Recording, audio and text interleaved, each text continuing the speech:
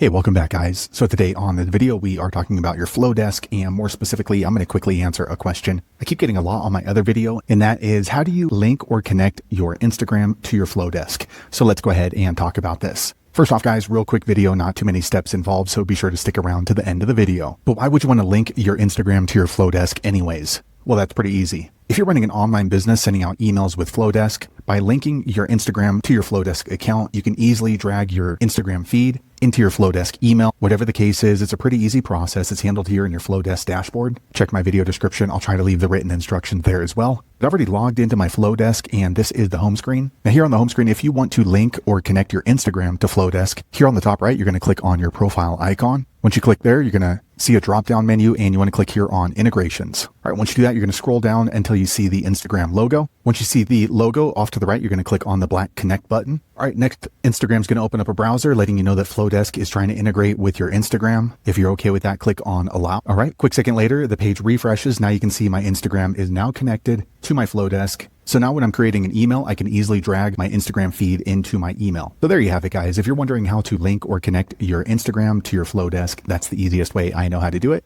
If you know an easier way, be sure to leave a comment below. Let the rest of us know how you did it. Hopefully you found that video useful. If so, click thumbs up or maybe consider subscribing to my channel, and I hope to see you on the next video. Thanks again for watching.